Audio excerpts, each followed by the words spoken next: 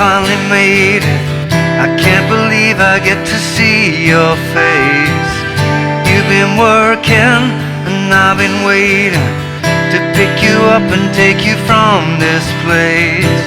Love on the weekend, love on the weekend, like only we can, like only we can.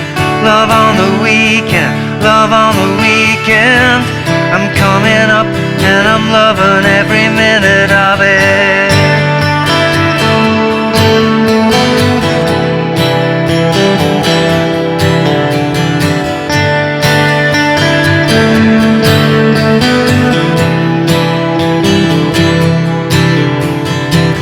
You be the DJ, I'll be the driver. You put your feet up in a getaway car. I'm flying fast like a wanted man. I want you, baby, like you can't understand. Love on the weekend, love on the weekend. We found a message in a bottle we were drinking. Love on the weekend, love on the weekend. I hate your guts 'cause I'm loving every minute of it.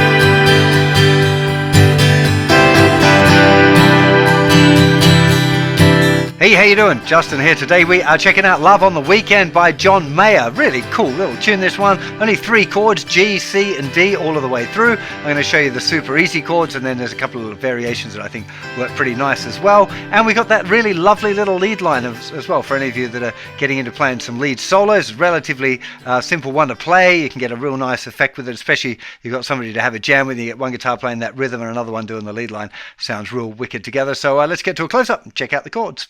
So the first chord we need is a G chord. I think this is the best G for this particular song. Of course, there's lots of different ways of playing G.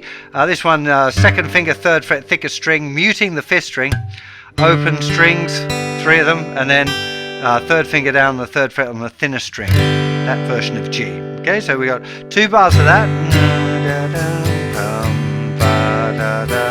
Now, C add 9 is the one that I think works real well here. You could play just regular old C as well. That would also sound great.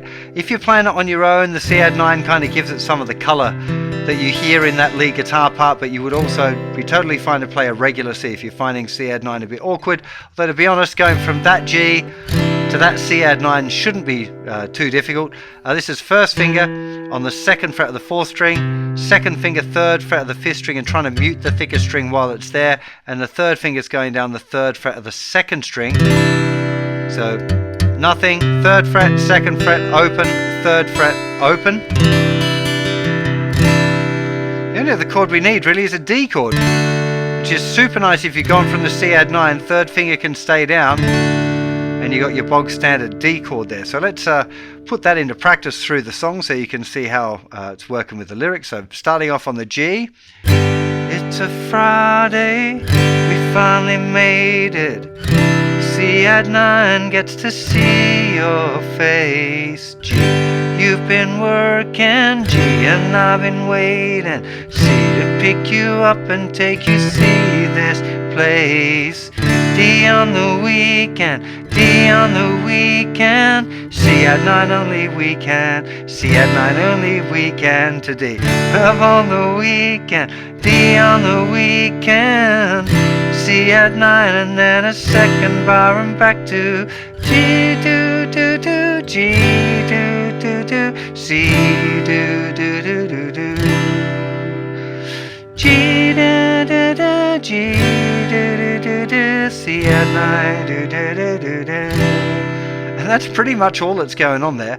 A nice little variation you might like to try is this G add 9. So just the regular G we had before, but putting the 1st finger down in the 2nd fret of the 3rd string. For me, that G add 9 really adds a nice flavor to it, especially going to the C add 9 as well. So it's like just adding enough spice without it getting too spicy. But you could leave both of those out and just play regular G. It's a Friday, we finally made it. See, I can't believe I get to see your face. You've been working and I've been waiting. See, you up and take you off this place. You can play it just with the simple chords. You don't have to do anything fancy. You don't have to do anything fancy. You just need simple chords and the in-time strumming. And I'm loving every minute of it. It is really that simple, this song. Really, really nice one to work on playing in, getting your groove on, trying to work on the time. The chords are not difficult. So one of the things, again, a wonderful thing with John Mayer is his groove is incredible. Like the feeling is just so relaxed and just, oh, it's dreamy, and like you can just sink into it. So that's the kind of thing you want to be practicing, especially if you're fairly new to guitar. Just trying to play along with him, trying to play with John. Play along with John Mayer and just really lay it back. Trying to feel that super relaxed feeling that you get when you're playing. It'll help you get over like any stiffness that you got in your arm if you're trying to play with too much tension, which never sounds good, it never feels good. So it's one of those things, if you're trying to absorb that off the original recordings, you can just really, you can sink into it. It feels real nice. There are lots of different strumming patterns that work great with this song, so I would encourage you to experiment. If you're looking for a specific one that you definitely hear on the record, down, down, down, up, up, down, down, down, up, up, 1, 2, 3, and 4, and 1, 2, 3, and 4, and down, up, down, down, down, up, down, down, down, up, down, down, down.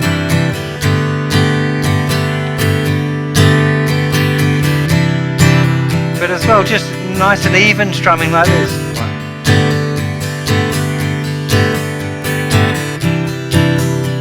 Holding my pick real nice and light. 2, 3, 4. A little bit of an accent on beat 2 and 4 on the back beat. And that's just even strumming. Particularly the chorus. On a weekend, like only we can, like only we can. Come on a weekend, come on a weekend, coming up.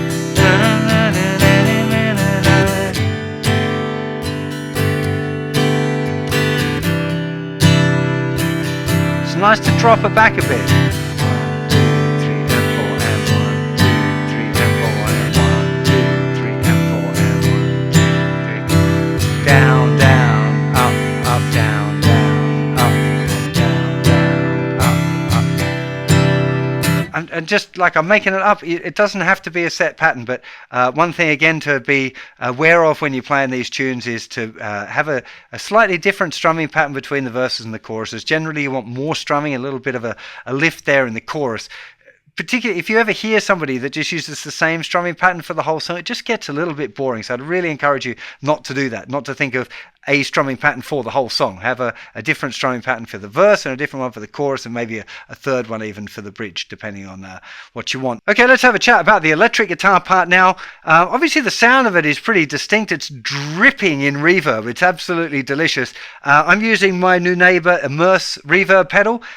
In my mind, when I was setting the sound up, I wasn't referencing the original track, and I was imagining an effect called shimmer, which is this kind of otherworldly kind of got these little extra notes, kind of sparkles going on in the sound of the reverb. I don't think that is what's on the original recording, but it's a very distinct reverb. I don't know what pedal it is. A little bit of Google research will probably let me know exactly what the sound was that he was using. But it's basically you want lots of reverb, so experiment with whatever sources of reverb you've got and lay it on thick. Again, you just have to use your ears and check it out and see. But the actual lines itself, the lead lines themselves are very, very simple. So basically, we're starting here on the 3rd fret on the 2nd string, and then it's going to the 5th fret. Then it goes 2nd fret, 4th fret, and then 2nd fret, 2nd fret, 5th fret, open, 2nd fret, and then there's a little open on the end.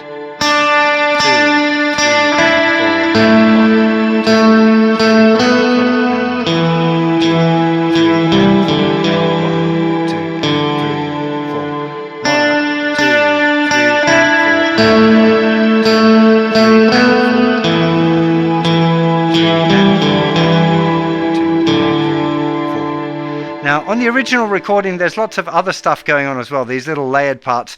For the little intro thing, I was just picking out chord tones, basically. That wasn't a transcription of what was actually played on the record. Just any different ways that you know to play the chords, just picking out notes from the grips, basically, and letting the reverb do its thing. The one other part that you hear very clearly is in the bridge, which is quite a nice little trick, which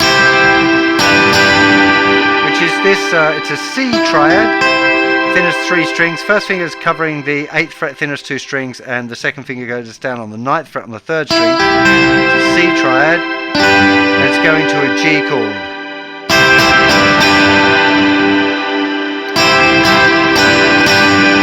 Yeah, that's it. So you just have a listen to the timing. Beat 1 is falling there on that last one. 2, 3, and 4.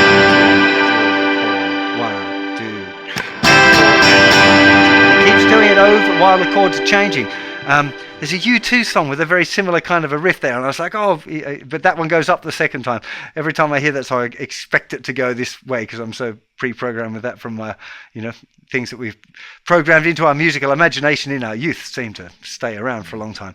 But that's the only other part to it. I would encourage you to experiment with weaving around there on that lead line part if you're doing it, getting to jam it with somebody and you're going to play the main lead part. But do remember to try and stay out of the way of the vocal. Don't be playing like it's not a solo while the vocal's going on. You're trying to look for a few notes and stuff that might just complement the whole situation, not that you're going to get in the way of the vocal. That would definitely not be the right thing to do. I think that's enough for this tune. Really hope you enjoy it. Plenty more John Mayer over on the website. All the classic ones that you're probably going to want to learn, Neon, and tons of great John Mayer songs over on the website. Go and have a look. I'll see you for plenty more lessons very soon. You have yourself a fabulous day. Take care. Bye-bye.